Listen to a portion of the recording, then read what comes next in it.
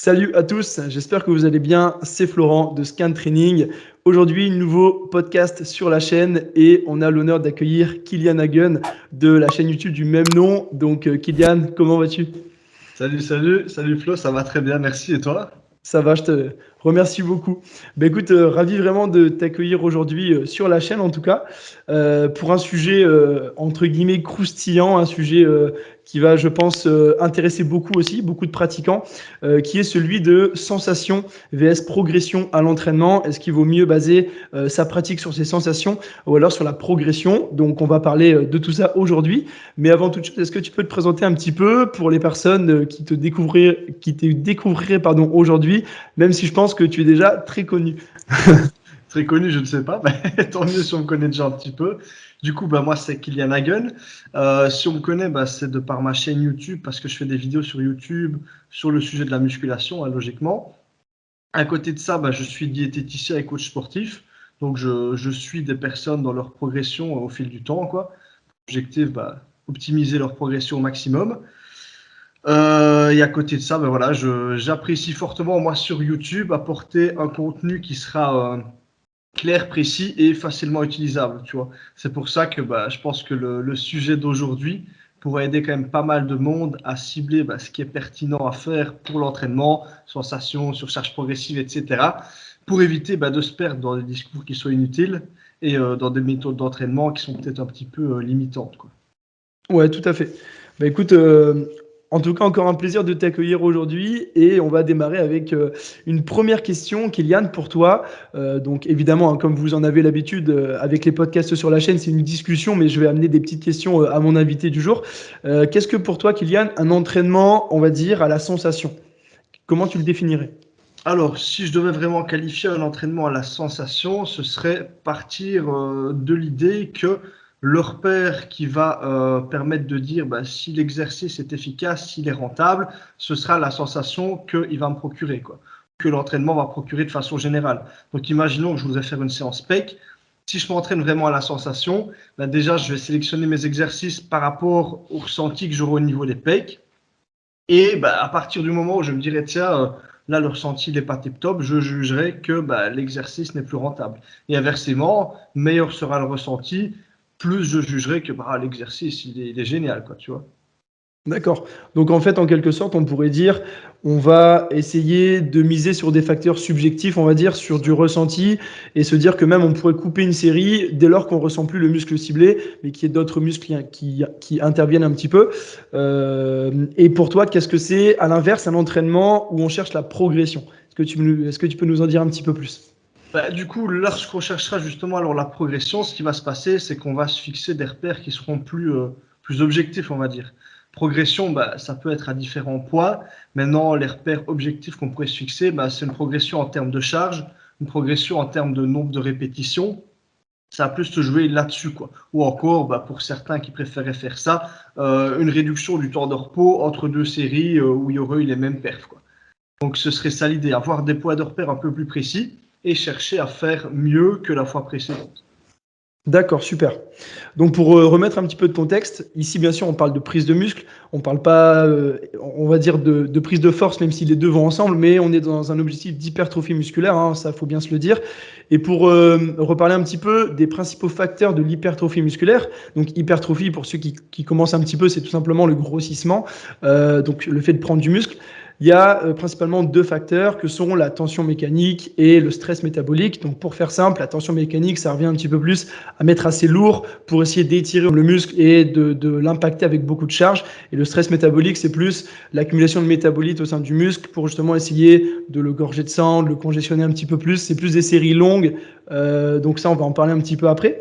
On a bien sûr aussi le facteur de la progression. Donc là, ça vous donne déjà un bon indice sur notre avis sur le sujet. Est-ce qu'il vaut mieux viser la sensation ou la progression? Donc là, si la progression est un facteur majeur de l'hypertrophie, vous avez donc une petite idée. Est-ce que toi, Kylian, dans tes coachings, étant donné que tu es coach en ligne, évidemment, comme les gens le savent, est-ce que tu as beaucoup de personnes qui misaient plutôt avant de te rejoindre en coaching sur la sensation pour progresser? Ce qui se passe, c'est que je vais dire une personne qui va miser totalement sur la sensation, je pense que c'est quand même relativement rare. Ou Mm. alors c'est vraiment qu'elle a des idées peut-être un peu trop trop ciblé sur ça, quoi.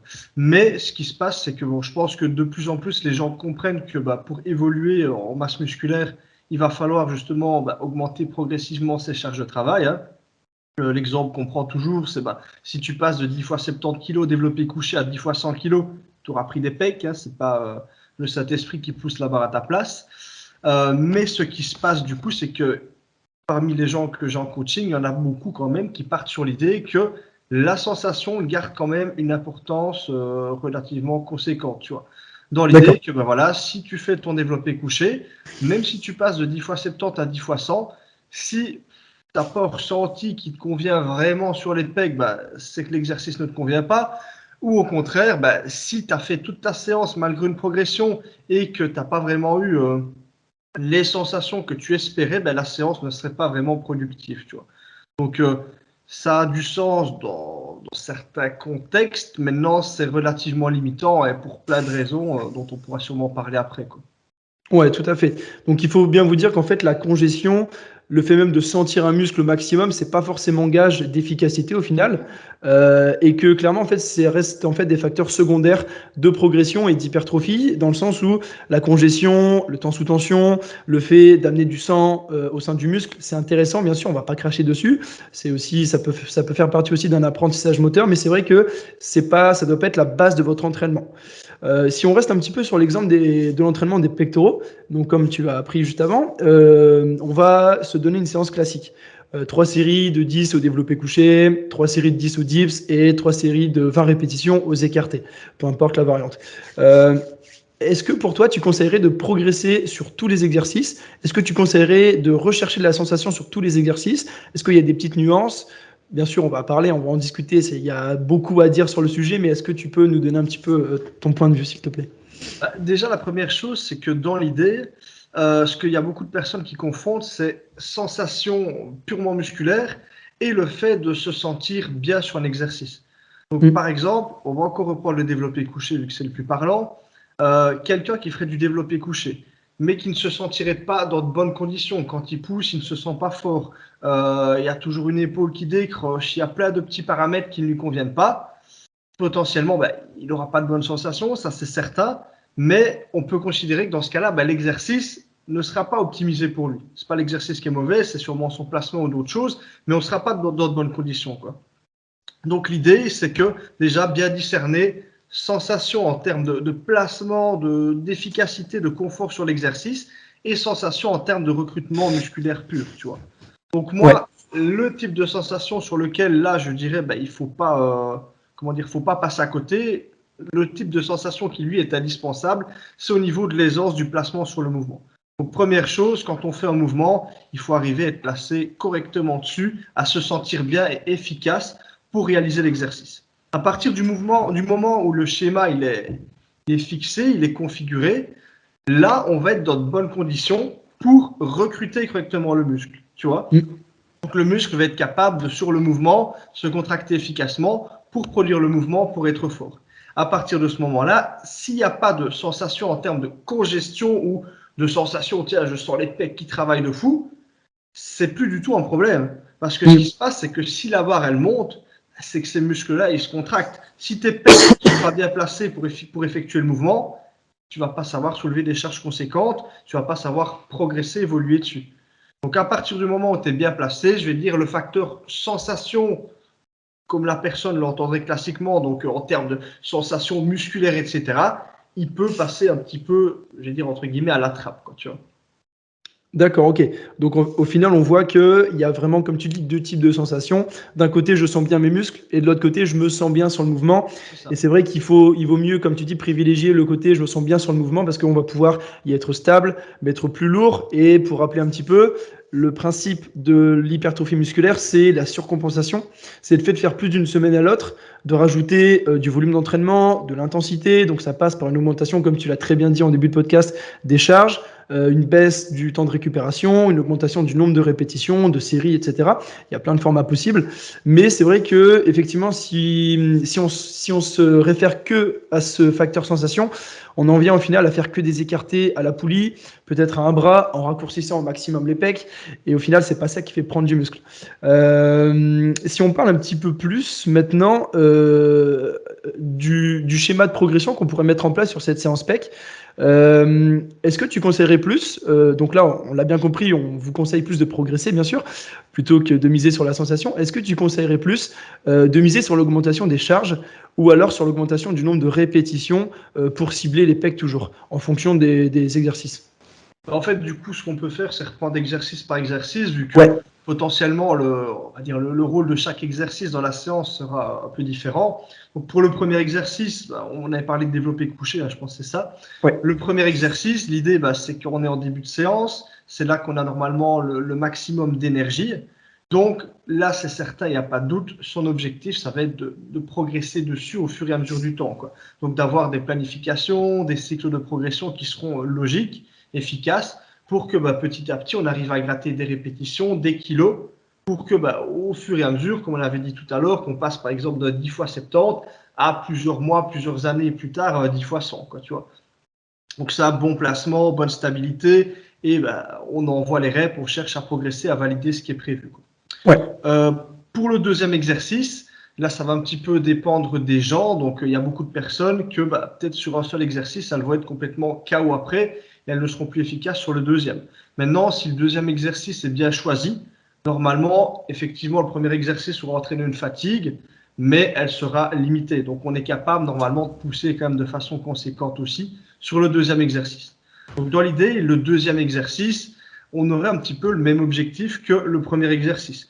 La seule différence, ce serait que c'est un exercice qui potentiellement, entre guillemets, on est peut-être un petit peu moins, on cherche un petit peu moins la performance dessus, vu qu'on sait qu'on n'est pas à fond, et où peut-être on essaye de travailler un détail légèrement plus particulier. Par exemple, dans ce cas-ci, certains vont dire que sur les dips, ils se sentent plus à l'aise dessus parce que ils ont les épaules mieux placées. Il y en a certains qui vont penser, tiens, moi, les dips, je ressens plus le bas de pec, je ressens plus le haut. Et potentiellement, du coup, autant sur le premier exercice, on était là pour bombarder à fond. Et sur le deuxième, on peut essayer de se dire, tiens, je cible un petit peu plus une zone en particulier, quoi, tu vois. Ok, Non, super. c'est un avis comme ça que je donne. Il y a plusieurs autres façons de faire, mais moi, c'est comme ça que j'envisagerai un petit peu les choses. Donc, le premier exercice, l'exercice le plus général possible, qui va recruter le plus de masse musculaire qu'on cible possible, et où on soulèvera le plus lourd possible dans la mesure qu'on cherche l'hypertrophie, quoi. Et un deuxième exercice, du coup, où on tient compte du fait qu'on a un peu moins d'énergie, mais où on peut quand même toujours bien bombarder avec potentiellement une tendance à vouloir cibler une zone un peu différente, tu vois. D'accord. Du coup, Et ça, ce serait pour le deuxième. Je t'écoute, vas-y. non, non, mais je te laisse finir pour le troisième exo. Tu conseillerais Et du quoi? coup, pour le troisième, là, tu vois, tu proposais les écartés. C'est tout à fait la logique que moi, je suis aussi. Donc, le troisième exercice, certes, moi, j'aurais tendance à toujours chercher la progression dessus aussi, mais dans une moindre mesure. C'est aussi ce que j'ai tendance à conseiller à mes élèves en coaching. Maintenant, c'est l'exercice où on va pouvoir se dire, tiens, là, je vais quand même aller chercher un petit peu plus de sensations au niveau purement musculaire, tu vois. Donc, généralement, on va travailler sur des séries un petit peu plus longues. Ça va être un exercice, dans ce cas-ci, d'isolation. Donc, on va plus recruter, vraiment plus cibler le muscle en question. Et étant donné qu'on ira chercher de la congestion, on va arriver à avoir des ressentis qui sembleront meilleurs, quoi, tu vois. Maintenant, c'est vrai que les ressentis seront meilleurs, mais ce sera, il faut s'en rendre compte, l'exercice qui sera le moins rentable, quoi, tu vois. Après, cet exercice-là n'est pas inutile, sinon on ne le ferait pas. Il peut aussi apporter comment dire, un meilleur, entre guillemets, recrutement musculaire. Il peut aider justement à bien ressentir son muscle, à apprendre à l'activer correctement, ce qui, sur les exercices de début de séance des autres séances, sera profitable parce que les pecs, potentiellement, pourraient même s'activer encore plus qu'avant, quoi, tu vois. Donc, c'est plus le troisième exercice, un exercice pour optimiser le recrutement, tu vois. Après, la petite parenthèse que je vais dire par rapport à ça, imaginons quelqu'un qui a un gros poids fort pec, qui n'a aucun souci à prendre des pecs, à les recruter correctement. Le petit exercice d'isolation de la fin, clairement pour lui, ça lui sert strictement à rien. Autant qu'il bombarde sur un, voire deux exercices, il recrutera ses pecs à fond, il les développera de toute façon quoi qu'il arrive, Ouais. et qu'il évite de perdre du temps sur l'exercice d'isolation, quoi. L'isolation, comme on a dit, c'est plus pour optimiser le recrutement, et ce sera plus pertinent pour des gens qui auraient potentiellement plus de mal sur le muscle en question, quoi. Ouais, écoute, c'est mon point de vue aussi et je te rejoins vraiment totalement. Et au final, ce qu'on se rend compte, c'est que sur le polyarticulaire, faut pas vous attendre en fait à avoir des sensations de fou. C'est-à-dire qu'au développé couché, vous n'êtes pas sans savoir, il y a plusieurs muscles qui interviennent, plusieurs groupes musculaires, c'est toute une chaîne musculaire qui va se mettre en jeu. Donc on a les pectoraux, les épaules, les triceps, on a aussi les dorsaux, etc., etc. On peut pousser avec les jambes, tout ça. Donc ça s'appelle une compétition de recrutement intermusculaire entre les muscles. Et donc évidemment, sur une isolation, là où on peut sentir de plus grosses sensations et rechercher un petit peu plus cette sensation, on va dire, ça va être plus plaisant, entre guillemets. Vous aurez plus la congestion et vous aurez peut-être cette fausse croyance de se dire « Ah bah là, je suis congestionné en fin de séance, c'est cet exo qui me permet de progresser. » Tu sais, c'est les fameux, les FST7, les techniques un peu comme ça. Moi, perso, je suis pas forcément fan, je sais que toi non plus, mais j'ai envie de dire, si on veut faire beaucoup de reps, autant faire une série longue, quoi. Mais de façon générale, moi, j'ai un petit problème avec les exos, avec les séries plutôt, faites à la sensation. Je pense que tu vas me comprendre, c'est que, en fait, on pense mettre de l'intensité, mais au final, c'est pas forcément le cas. On prend l'exemple, on fait des élévations latérales. J'ai vu que tu avais fait une story il y a pas longtemps sur le sujet, qui était très juste, dans le sens où tu disais, c'est dommage de se dire que le deltoïde moyen, on va essayer de l'isoler, etc. Alors qu'au final, il y a quand même un bon potentiel de force. On est d'accord, l'épaule, c'est une articulation fragile, etc. Mais chez une personne qui a des deltoïdes assez développés, on voit tout de suite que c'est quand même un gros morceau de viande, on va dire. Donc c'est vrai que ça peut exprimer de la force. Et en fait, si on se dit, bon, je vais prendre 10 kilos, je vais faire mes petites élévations tranquilles, et que je m'arrête dès que je sens un petit peu les trapèzes ou autre, bah, au final, ça va pas valoir une série, par exemple, de 20 répétitions où on se sera dit, bon, allez, je la fais à 14 kilos, même si c'est un peu plus crade à la fin, c'est pas grave, mais au moins, je vais pousser plus l'intensité. Et pour moi, au final, la sensation, ça peut faire arrêter la série avant vraiment qu'on ait le temps de l'exploiter et de la rendre productive. Je sais pas un petit peu ce que tu en penses, je pense que tu es d'accord avec ça, mais si tu veux, voilà. Ça.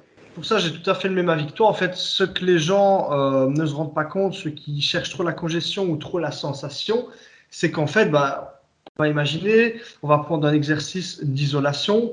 Voilà, on fait des écartés, on ressent super bien ses pecs, c'est un truc de fou, on a une brûlure de fou. Et bon, bah, au bout d'un moment, on n'a plus de jus, on n'arrive plus à monter, tu vois.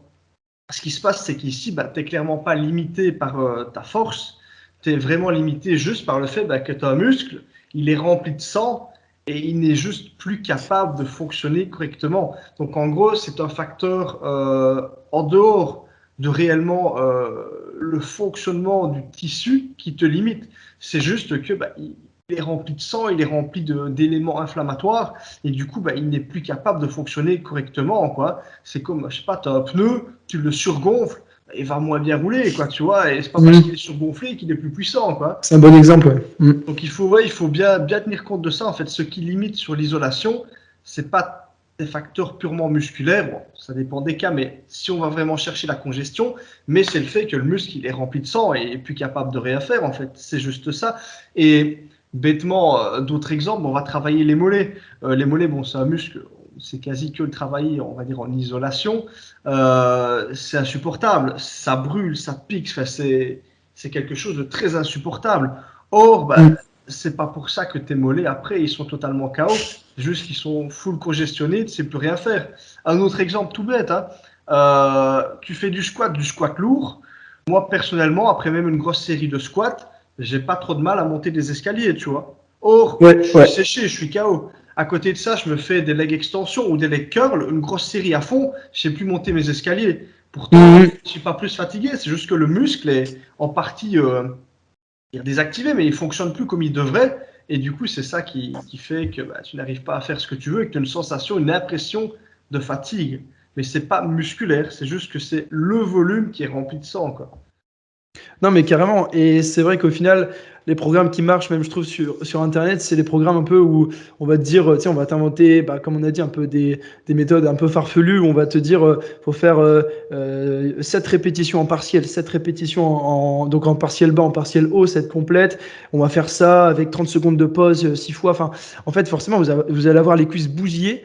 Mais c'est qu'une impression et c'est parce que tout simplement l'isolation va plus, bah, comme tu dis, ramener du sang, ça va gonfler, congestionner, vous allez plus bouger en fait à la fin.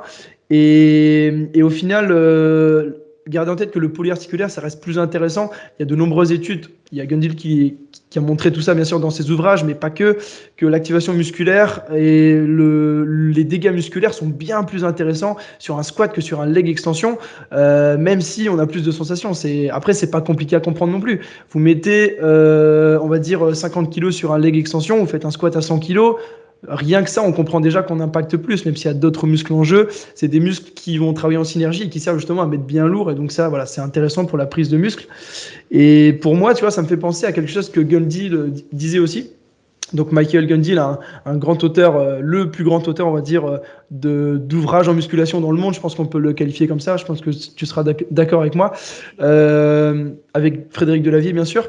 Et en fait, il disait, il y avait des petits malins, entre guillemets, qui se disaient, bon, je vais faire croire à mon muscle que j'ai plus lourd que ce que je porte. Tu vois ce que je veux dire?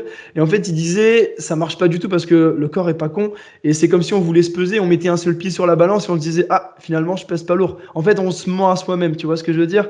On essaye de plus contracter tout ça en mettant moins lourd. Mais il faut se dire que tout simplement, ça fonctionne pas. Ce qui fonctionne, c'est d'appliquer une tension via une charge externe sur un muscle avec un certain étirement, une certaine contraction aussi. Mais le fait d'accentuer sa contraction soi-même, à ce moment-là, on s'entraîne que en fait à la maison et sans poids et il n'y a pas besoin, voilà, il y a pas besoin de charge ou de machine. Mais j'avais entendu ça et ça m'avait parlé, tu vois. Je m'étais dit ouais, si on fait un squat, on va dire à 140 kg et on fait une série de 10, c'est déjà une bonne performance et qu'à la fin, voilà, on sent que on est fatigué, etc. Et on a vraiment on a vraiment eu plutôt cette intention de pousser dans le sol de manière très dynamique pour créer de la contraction, mais surtout pour remonter et pour survivre, entre guillemets. C'est différent et c'est beaucoup plus impactant que juste de faire un squat à 100 kg en essayant de contracter ses quadriceps au maximum en haut des répétitions. On va même se fatiguer un peu bêtement, plus vite et pas pouvoir faire ce qu'on aurait pu faire. Et pour moi, c'est un petit peu comme le fait de s'entraîner à la forme du jour, tu vois. S'entraîner à la sensation, je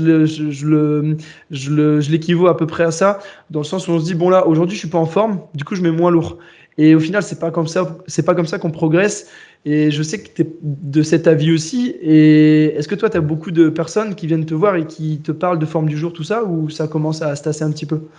Le truc, en fait, je veux dire, s'entraîner à la forme du jour, je vais pas dire que c'est une bêtise parce que ça peut être bien. Maintenant, ce qui se passe, c'est que pour s'entraîner à la forme du jour, il faut vraiment très très bien se connaître. Bah oui. Et ça, c'est pas un mec qui va débarquer comme ça, qui a fait, je sais pas, 6 mois de musculation, 1 an, 2 ans, même 6 ans, qui va savoir juger de ça, tu vois.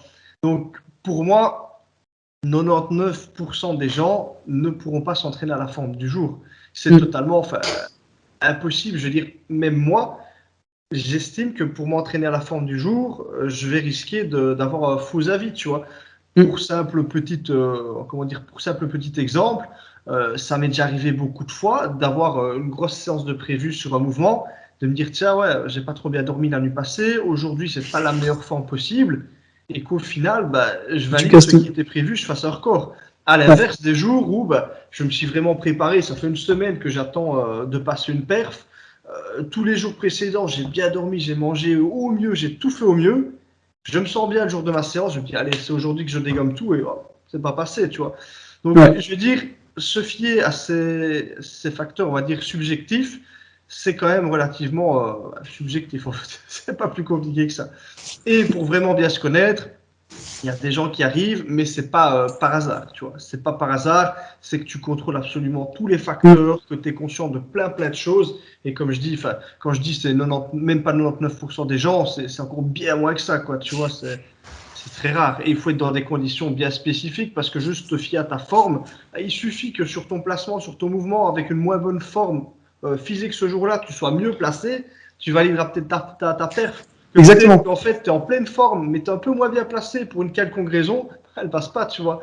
Donc, pour moi, la forme, c'est vrai que c'est pas le bon facteur pour comparer, quoi, tu vois. Bah, écoute, je te rejoins à fond. Et en fait, moi, j'ai même des retours d'expérience perso où, tu vois, je me place, je sais pas, au coucher, j'ai une séance de coucher, de squat ou peu importe.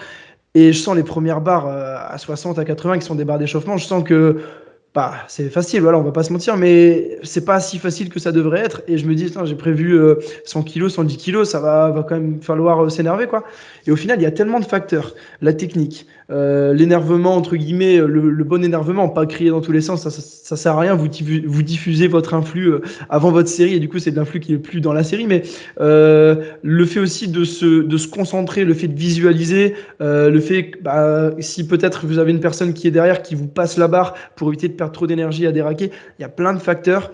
Et il faut se dire qu'effectivement, quand on essaye de bien manger, de bien s'entraîner intelligemment en manageant bien le volume, l'intensité, la fréquence, quand à côté on est dans cette logique de bien récupérer, qu'on fait attention à sa santé, logiquement on a un niveau de forme qui est assez constant. Et c'est vrai que il peut arriver aussi voilà, qu'on sente que sur un jour on a un genou un peu plus fragile parce qu'on a fait un déménagement ou qu'on est porté 40 caisses des cartons pour ce déménagement par exemple dans cet exemple.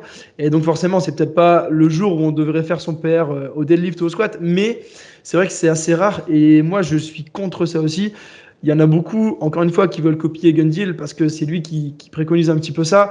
Mais encore une fois, c'est quelqu'un de hors norme, en fait, on ne peut pas se comparer du tout.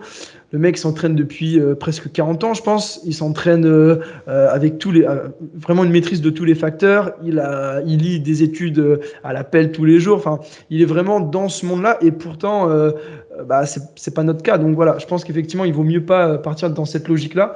Et pour moi aussi, tu vois, pour être un petit peu dans ce comparatif sensation vs progression, c'est un petit peu comme si on se disait, bon là, aujourd'hui, j'ai pas trop faim. Alors, je suis en prise de masse, mais j'ai pas trop faim.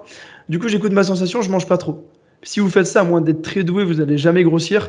Vous l'avez bien vu sur la chaîne, pour ceux qui suivent les épisodes, moi, ça a été mon cas. Je sais que Kylian, toi aussi, tu as dû manger beaucoup pour réussir à vraiment te transformer.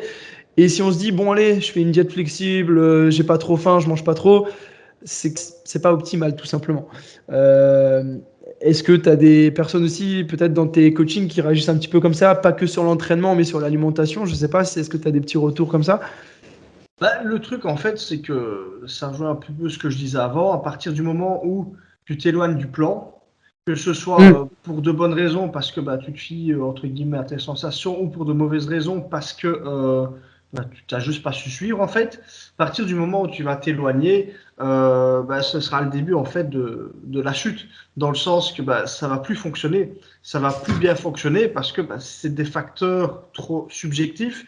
Il va y avoir trop de paramètres qui vont rentrer en compte que pour avoir un avis correct sur tout ça, quoi, tu vois. À Ouais, quoi est-ce que je pensais par rapport à tout ça? J'avais encore une idée, c'est vrai qu'elle ne revient plus ici en tête. ça va revenir ça. Ouais, elle reviendra sûrement juste après, mais j'avais une bonne idée par rapport à ça. On verra après si ça revient. Ok, ok. Et ce que je voulais, pour continuer un petit peu, je trouve la discussion vraiment hyper intéressante en tout cas. Pour continuer un petit peu sur sur ce sujet, j'aimerais qu'on aborde, alors c'est un peu plus spécifique, mais je pense que les personnes qui restent jusqu'à la fin du podcast sont des personnes intéressées, à moins qu'elles cliquent par hasard et qu'elles scrollent et qu'elles arrivent ici par hasard. Au cas où, restez quand même. On va dire, pour parler un petit peu plus du cas des points faibles. Comment tu envisages la progression? On sait que par exemple, on prend un cas atypique, on va rester sur les pecs. Voilà, on va changer un petit peu. On prend le cas des dorsaux. On a du mal à recruter son grand dorsal, on a du mal à progresser dessus malgré le fait d'être assez fort sur des tractions ou autre. Mais voilà, on sait que si on s'entraîne un peu comme tout le monde, on va pas forcément prendre beaucoup de grand dorsal, mais on va surtout prendre des biceps, on va être un peu plus dominant des avant-bras, etc. Est-ce que tu conseillerais quand même de miser sur cette surcharge progressive, donc le fait d'augmenter petit à petit ses charges pour réussir à développer son grand dorsal, ou est-ce que là on peut être un peu plus sur de la pré-fatigue, sur de la sensation? Comment tu vois les choses? En fait, je vais dire, ça va dépendre du contexte, tu vois. Le contexte idéal, c'est à partir du moment où tu as plus de mal à recruter un muscle, la première et la meilleure solution qu'il y aurait, ce serait de trouver l'exercice qui nous convienne réellement, tu vois. Dans le Mm. sens que le souci des grands dorsaux, c'est classique, tu vois, c'est un muscle que beaucoup de monde a du mal à recruter. Ouais. L'exercice, on va dire, roi pour le grand dorsal, c'est les tractions ou encore les tirages à la poulie haute. Sauf que dans la réalité, même si l'exercice est génial, qui mobilise plein de muscles et que c'est assez amusant d'en faire, c'est un exercice où, à moins d'avoir un point fort au grand dorsal, le grand dorsal risque de pas super bien être recruté durant le mouvement, tu vois. Donc, au final, le problème sur le fait qu'on recrute pas bien ces grands dorsaux, est-ce que c'est vraiment nous que le muscle n'est pas du tout réactif, ou est-ce que peut-être le problème c'est que c'est juste que les exercices qu'on sélectionne ne nous conviennent pas, tu vois. Maintenant, je veux dire, de plus en plus, les gens ont accès à des machines, tu vois. Parmi Ouais. ces machines-là, il y en a de celles qui sont très bonnes, tu vois. Et du coup, moi, la meilleure piste que je donnerais pour une personne qui a accès à du bon matériel, c'est d'arriver à trouver la machine qui va permettre de recruter correctement le muscle, mais sur un mouvement polyarticulaire, tu vois. Donc, par exemple, un exercice, moi, que j'adore pour le grand dorsal, j'ai moi-même aussi le souci à bien les recruter au départ, mais l'exercice que j'adore et qui m'a, on va dire, servi un petit peu de solution, c'est le high row, tu vois, ou Hmm. comment je pourrais expliquer ça, une sorte de lat Une pull sorte. down, mais Ouais. qui va finir partir en arrière. Donc c'est pas un mouvement où tu démarres avec le bras vraiment au-dessus de la tête, tu démarres un petit peu en avant mais en hauteur, et tu vas le finir un petit peu comme un rowing coude le long du corps, tu vois. Donc là, on est sur biomécaniquement un mouvement qui convient parfaitement à une sollicitation, un recrutement du grand dorsal, bien plus que n'importe quel type de traction, tu vois. Donc au final, dans mon cas par exemple, mais c'est le cas de beaucoup de monde, le souci aux tractions, le souci aux grands dorsaux, pardon, il serait directement corrigé par le choix de l'exercice qui convient. Et du coup, on a un bon exercice, on a un exercice polyarticulaire, à tes souhaits, Excuse-moi. et du coup, on peut bombarder dessus et progresser directement dessus sans avoir cherché à recruter, isolation, ceci, cela, tu vois. Donc ça, c'est le meilleur des cas. On a accès aux bonnes machines, du coup, on sait faire les bons mouvements qui vont nous convenir. Si on s'entraîne en home gym ou que dans notre salle, il n'y a pas énormément de machines, que du coup, on n'a pas le choix de faire soit des tractions, soit du tirage à la poulie haute, voire du rowing ou des choses comme ça à un bras, coude le long du corps. Du Ouais. coup, là, la solution, ce serait effectivement d'essayer d'optimiser ces mouvements-là, de trouver un placement qui nous convienne quand même un petit peu mieux et de rajouter en fait séance l'exercice d'isolation qui va nous permettre de bien contracter le muscle pour essayer de retransférer un petit peu ça lors des autres séances sur les tractions ou les tirages, etc. Quoi, tu vois. D'accord. Donc je dirais que Donc, ce serait ça la dernière solution, le dernier recours, mais qui pour moi est vachement moins pertinent. Quoi. Tu vois, on prendra du dos évidemment, on prendra du dos. ouais. Quelqu'un qui est fort aux tractions aura toujours du dos, mais en termes de recrutement pur, il y aura un côté limitant. Quoi. Ouais, de toute façon, il prendra même un peu du grand rond, tout ça, il prendra quand même, effectivement. Et donc, si on résume un petit peu, on essaye de toujours trouver du polyarticulaire. Donc, un mouvement polyarticulaire, parce que c'est plus efficace, avec un angle spécifique en fonction de ses ressentis un peu plus, mais aussi en fonction des fonctions motrices Voilà, de c'est ce ça. muscle. C'est surtout ça On en va... fonction de la biomécanique vraiment du mouvement. Quoi. Au final, c'est ça le secret parce que les ressentis sont là. Maintenant, quelqu'un qui débute la muscu ou qui a même pas des grands dorsaux très gros, qu'est-ce qu'il veut ressentir un muscle où tu as un Ouais, petit bazar comme ça qui passe, tu ressentiras jamais rien, quoi, tu vois. Donc, je pense que si on part de l'idée qu'on trouve un mouvement qui remplit et qui permet vraiment d'effectuer le mouvement auquel le muscle est destiné, automatiquement, il n'y a pas de doute à se faire. On sera dans les meilleures conditions pour recruter le muscle. Encore une fois, ce n'est pas le Saint-Esprit qui va effectuer le mouvement et permettre le tirage ou quoi. Hein. ouais. Il y a une phrase un petit peu cruelle, mais qui est vraie pour les débutants, c'est un os ne se contracte pas. Donc, c'est vrai qu'il ne faut pas s'attendre à sentir un muscle qui n'est pas encore sentable. Ça se dit pas du tout, mais tu vois ce que je veux dire. Et qui n'est pas propice à recevoir des sensations, on va dire. Donc, on essaie vraiment de, voilà, de trouver son exercice magique et on applique encore une fois ce schéma de progression. Donc, au final, on est légèrement sur la sensation, mais on a toujours cette vision progression long terme avec une rep en plus chaque semaine, un petit peu plus lourd, etc. Donc, j'imagine évidemment qu'il faut trouver des mouvements qui sont stables, des mouvements sur lesquels on peut forcer. Hein. N'allez pas faire un curl sur une jambe avec le bras au-dessus de la tête, ça c'est compliqué. Mais ouais, je suis d'accord avec toi. Essayez de trouver des solutions qui reprennent ce qu'on a dit dans ce podcast, à savoir ne pas tout miser sur la sensation, mais elle peut vous servir en fin de séance sur un exercice de recrutement moteur qui sert aussi à continuer à travailler les muscles alors que les bras sont fatigués, puisqu'on ne pourrait pas être en mesure de refaire un tirage peut-être. Et effectivement, bah, après, faut être patient et il faut se dire qu'encore une fois, on ne l'a pas dit, mais petit disclaimer, on parle bien sûr d'un vrai point faible et pas d'un point faible qui n'a pas été, dans le sens un muscle qui n'a pas été travaillé ou qui a été bâclé. Un point faible mollet parce qu'on n'a pas fait les mollets pendant 6 ans, c'est pas un point faible. Il se peut même que ça soit peut-être un point fort. Bon, après, on le verrait quand même, mais il se peut que ça se développe très bien. Mais ça, il n'y a qu'un moyen de le savoir, c'est de se mettre au boulot. Et en tout cas, je pense que voilà, les réponses apportées ont été hyper pertinentes et que ça vous aura, je pense, aidé. Voilà, voilà. On touche donc à la fin de ce podcast. Écoute, Kylian, je te remercie beaucoup pour ta gentillesse et pour tes connaissances aussi. Je pense que de toute façon, les personnes qui te suivent sur Internet se rendent compte que tu es quelqu'un du terrain, que tu es quelqu'un qui pratique, qui vit ce qu'il propose. Et il y a toujours de très bons arguments.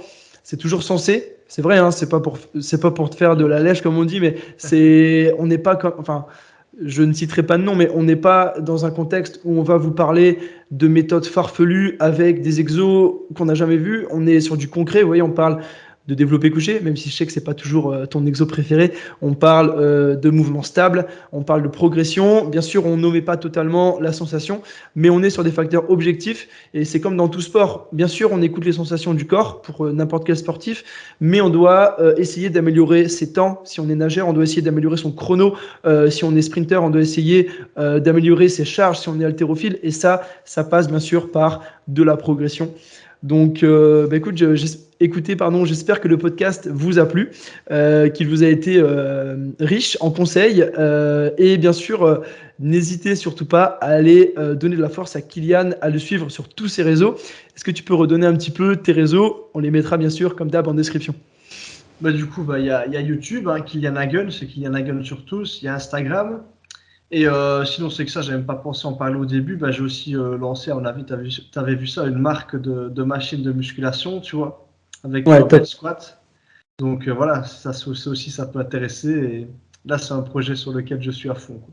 Mais pour revenir un petit peu, pour terminer sur ça, sur le facteur que voilà, je faisais en sorte d'apporter toujours les meilleures infos, etc., qu'on était fort du même avis et tout ça. Je pense que, comme tu le dis, quand on est quelqu'un du terrain, le premier but qu'on a, au final, ça va paraître un peu cru comme ça, mais c'est pas directement d'aider les autres, mais c'est de nous arriver à trouver les meilleures solutions pour nous avant tout, tu vois. Bien sûr, Si hein. quelqu'un va réussir à vraiment creuser un sujet, je pense que ce serait un petit peu pas correct de dire qu'il a tout fait ça pour les autres.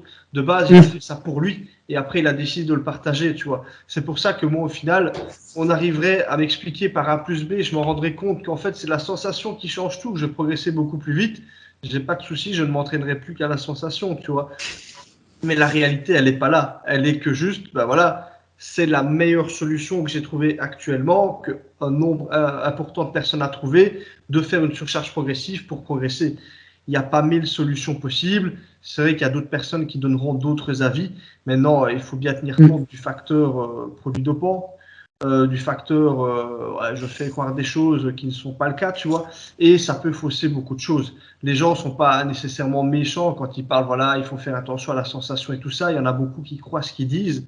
Non, bien sûr, Ils ne ouais. se rendent pas toujours compte à quel point l'utilisation de certains trucs interdits les aide dans leur pratique et que sans ça, ils ne seraient pas du tout là où ils en sont et ils n'auraient pas tiré les mêmes conclusions, en fait. C'est juste ça. Disons que ça peut induire les pratiquants naturels en erreur et surtout les débutants qui sont quand même assez crédules. Donc, on a de la chance d'avoir de plus en plus d'informations sur les réseaux. On en parlait avec Aiki dans le précédent podcast que tu connais. Mais c'est vrai qu'effectivement, ça peut. Voilà, il faut toujours se méfier et il faut se tourner vers les bonnes personnes. C'est pas évident non plus. On en parlait cette fois-ci avec Hugo. Dans le premier podcast. Donc, en tout cas, n'hésitez pas à aller voir tous ces podcasts. Bien sûr, à vous abonner à la chaîne YouTube, à activer la cloche de notification pour ne pas rater les prochaines vidéos. Je fais mon petit speech, hein. À liker cette vidéo, à la commenter, à la partager si vous jugez qu'elle peut aider des potes ou des pratiquants tout simplement de votre salle. En tout cas, Kylian, merci encore à toi. Merci Et à puis, toi. nous, on se dit à très vite sur Scan Training et à la prochaine, Kylian. Ciao. À la prochaine.